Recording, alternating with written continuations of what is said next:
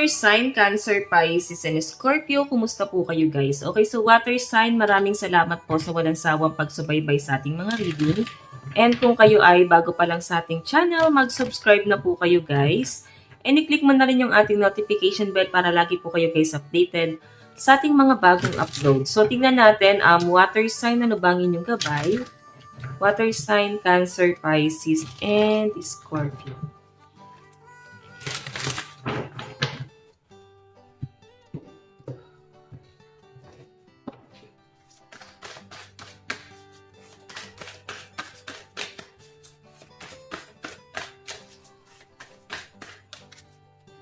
Okay, so guys, meron tayong 7 of Pentacles. Tingnan natin. Meron tayong 10 of Pentacles.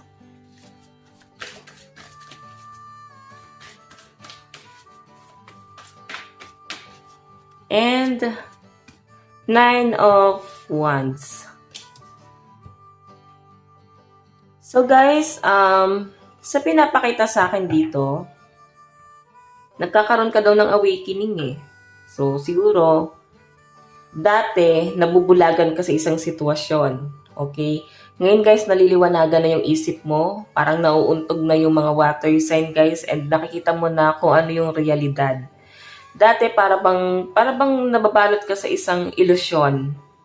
So, water sign ngayon, may changes na nangyayari sa inyo. Kasi pwedeng may nagpa-realize sa'yo or pwedeng dahil to sa pag-ninilay-nilay mo. Okay? Nare-realize mo na ngayon. So, may nakikita rin ako dito, water sign na ngayon, parang mas nagpo-focus ka sa stability, lalo na sa pamilya mo. Gusto mo maibigay yung magandang buhay sa family mo and gusto mo maging maayos lahat. Okay? Sa pinapakita sa akin ay na financial security for yourself and your family. So, may pinapakita rin sa akin, guys, na parang kailangan mo daw ihanda yung sarili mo dahil gusto mo lang mabigyan ng magandang buhay ang family mo, pwedeng hindi magiging madali guys. Kasi meron ka pa ditong isang laban na kailangan mo munang ipanalo. Pwedeng may mga gulo pang nangyayari or pwedeng may mga bagay na hindi pa tapos. Okay, lalo na sa mga nagpapagawa ng bahay, siguro hindi pa tapos talaga and marami pang pwedeng dapat gawin or marami pa kayo guys aayusin. Okay? 9 of Wands. Protect what you have created. Be prepared, never give up. Ask your angels for help, environmental activism, and animal rights. So, water sign, kung ano man yung pinaglalaban mo, minsan nawawala tayo sa ating wisyo, no? Nawawala tayo sa wisyo. Nawawala tayo sa ano ba talaga yung pinaglalaban mo. Kasi, minsan guys, parang wala ka na sa katwiran. Okay? Hindi mo na yan namamalayan.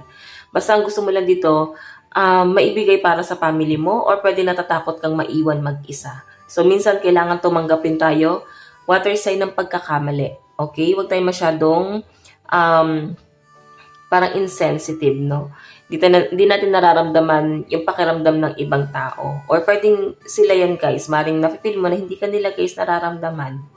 Okay? Ang gusto mo lang naman dito, maibigay sa family mo. Yung bagay na hindi mo na-experience noon. Okay, so tingnan pa natin.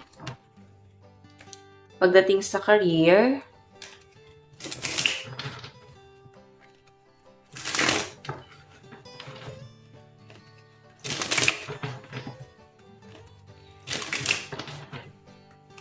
Sa career po ni water sign.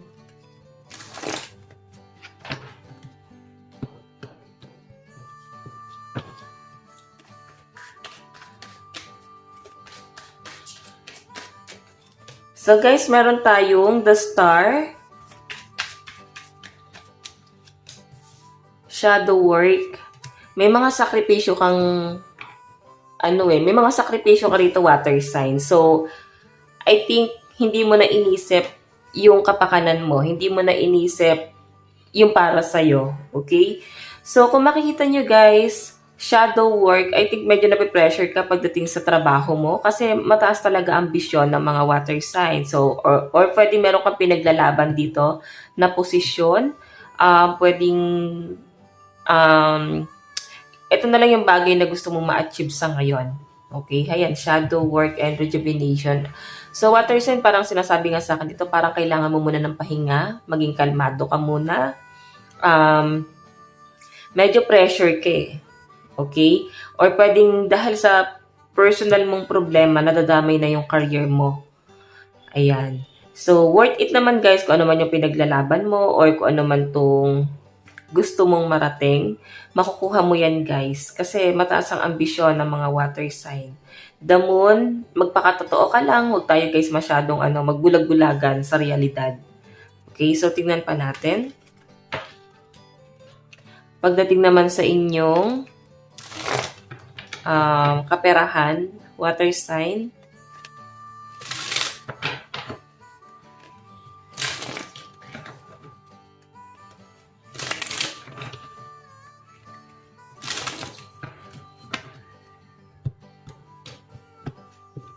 okay.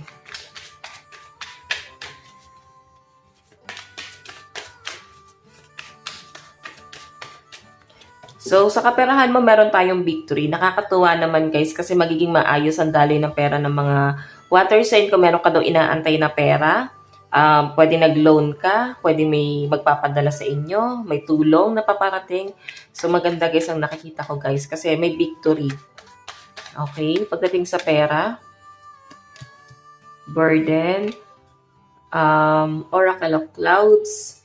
So, alam nyo guys, sa pinapakita sa akin dito, meron kang pinaglalaban dito na parang kailangan mong ipanalo. Medyo mabigat na sa kalooban at medyo stress ka na.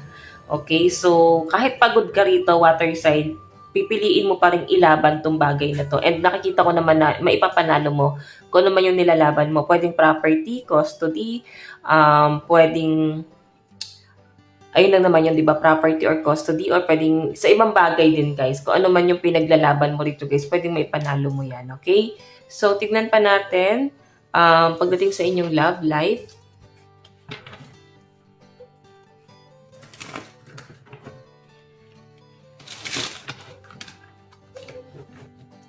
Pagdating naman po sa love life,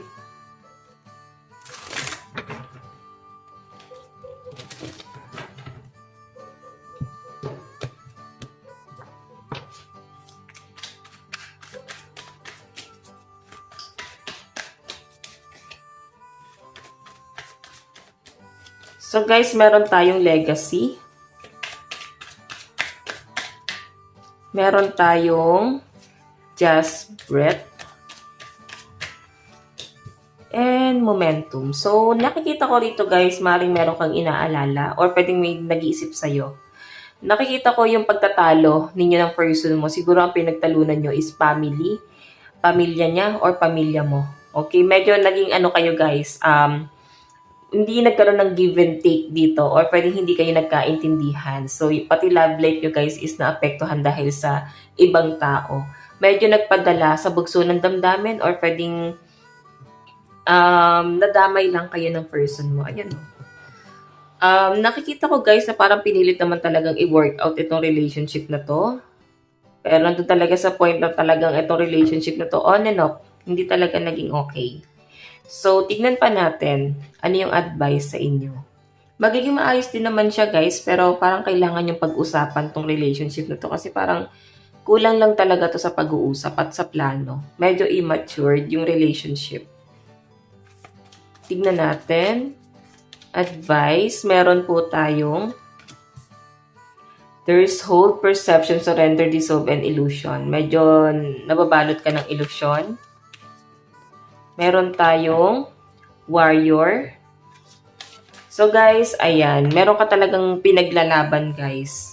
Okay, damay ka na dun sa gulo at hindi mo na kayang alisan pa yung gulo na yan. And kahit anong mangyari guys, parang pipiliin mong maipanalo to. Okay?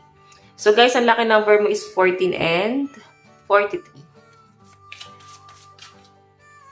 Meron po tayong open up to change.